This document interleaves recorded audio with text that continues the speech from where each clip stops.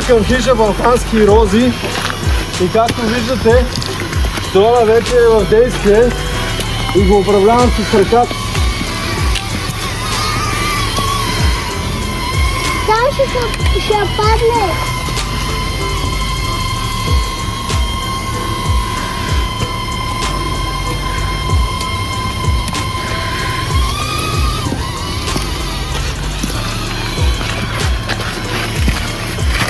Ето така го приближавам към себе си.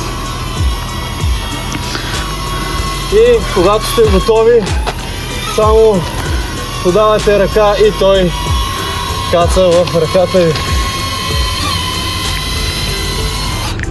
Жестоко.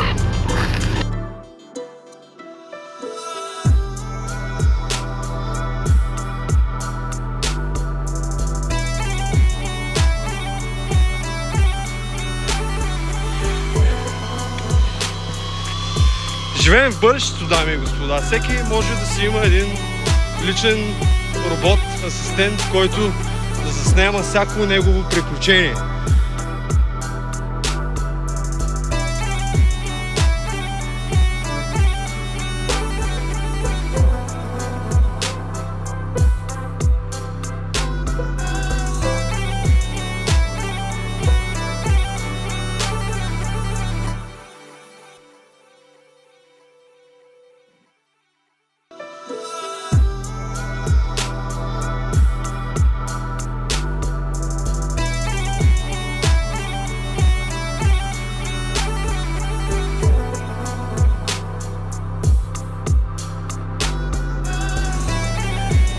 Стигнаме тук хижа Хубавец. Сега ще си направим едно селфи.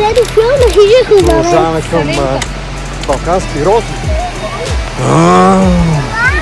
Баба Мека!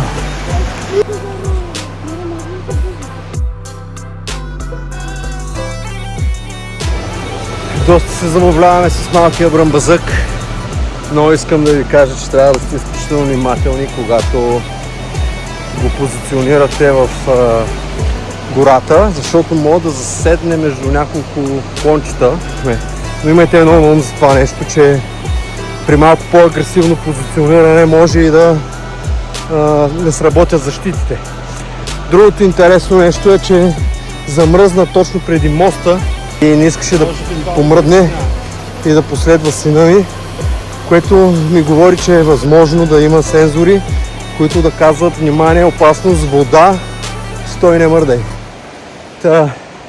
Интересно е, тепърва го разучавам. Но тръгване от хижата успях да дигна дрона и да заснема тази брутална гледка. Цъкай subscribe, защото такива FPV кадри съм приготвил, че направо свят ще ви се завие. Хубаво си покажи ръката.